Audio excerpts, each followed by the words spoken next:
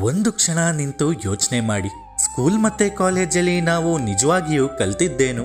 ಚಂದ್ರನ ಮೇಲೆ ಹೇಗೆ ಹೋಗೋದು ಅಂತ ಗೊತ್ತು, ಭೂಮಿಯೊಳಗೆ ಏನಿದೆ ಅಂತ ಗೊತ್ತು, ದೇಹದ ರಚನೆ ಗೊತ್ತು, ಯಾವುದೋ ಕಾಲದ ರಾಜ ಏನ್ ಮಾಡ್ದ ಅನ್ನೋ ಇತಿಹಾಸನೂ ಗೊತ್ತು, ಕೆರಿಯರ್ ಹೇಗೆ ರೂಪಿಸೋದು, ದುಡ್ಡು ಮಾಡಿ ಬ್ಯಾಂಕ್ ಬ್ಯಾಲೆನ್ಸ್ ಹೇಗೆ ಮೇಂಟೈನ್ ಮಾಡೋದು ಅಂತ ಕಲಿತು ನಾವು ಎಜುಕೇಟೆಡ್ ಅನ್ಸ್ಕೊಂಡಿದ್ದೀವಿ. ಕೈಲೊಂದು ಡಿಗ್ರಿ ಇದೆ, ಕೆಲಸ ಇದೆ, ಈ ಲೌಕಿಕ ಜಗತ್ತಿನ ಅರಿವಿದೆ. ಆದರೆ ಒಂದು ಪ್ರಶ್ನೆ, ಇಷ್ಟೆಲ್ಲ ಕಲಿತಿರೋ ನಮಗೆ ನಮ್ಮ ಮನಸ್ಸಿನಲ್ಲಿ ಹುಟ್ಟೋ ಒಂದು ಸಣ್ಣ ಗೊಂದಲವನ್ನ ಹೇಗೆ ಎದುರಿಸಬೇಕು ಅಂತ ಯಾರಾದರೂ ಹೇಳ್ಕೊಟ್ಟಿದ್ದಾರಾ?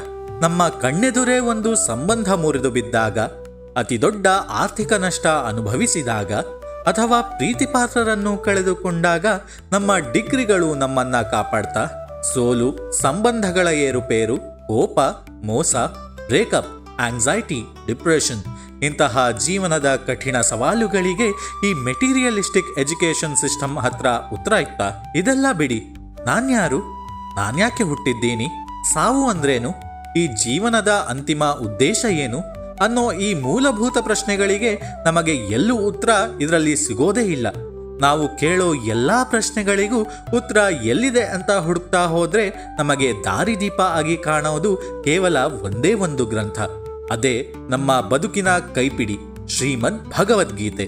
ಇವತ್ತಿನ ಯುವ ಪೀಳಿಗೆಗೆ ಗೀತೆ ಅಂದ್ರೆ ಅದೊಂದು ಮೈಥಾಲಜಿಕಲ್ ಸ್ಟೋರಿ ಅಥವಾ ಯಾವುದೋ ಒಂದು ಧರ್ಮಕ್ಕೆ ಸೀಮಿತವಾದ ಧರ್ಮಗ್ರಂಥ.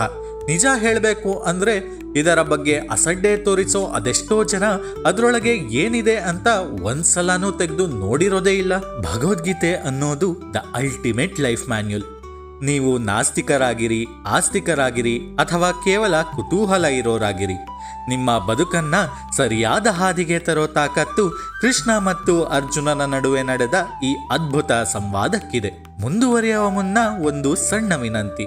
ಗೀತೆಯ ಸಾರ ಅಪಾರ.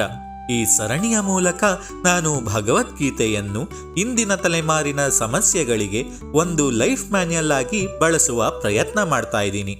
ಯಾರಿಗೂ ಬೋಧನೆ ಮಾಡುವ ಉದ್ದೇಶ ನನಗಿಲ್ಲ, ಕಲಿಯುವ ಹಂಬಲವಷ್ಟೇ ಇದೆ. ಗೀತಾಸಾರವನ್ನು ಗ್ರಹಿಸುವಲ್ಲಿ ಏನಾದರೂ ಲೋಪದೋಷಗಳಿದ್ದರೆ ಅದು ನನ್ನ ತಿಳುವಳಿಕೆಯ ಮಿತಿಯೇ ಹೊರತು ಗ್ರಂಥದ್ದಲ್ಲ. ನನ್ನ ಜ್ಞಾನದ ಮಿತಿಯಲ್ಲಿ ನಾನು ಕಂಡುಕೊಂಡ ಬೆಳಕು ನಿಮ್ಮ ಆಲೋಚನೆಗಳಿಗೆ ಪ್ರೇರಣೆಯಾಗಲಿ ಎಂಬುದು ನನ್ನ ಆಶಯ. ಬನ್ನಿ, ಈ ಜ್ಞಾನದ ಹಾದಿಯಲ್ಲಿ ಜೊತೆಯಾಗಿ ಸಾಗೋಣ.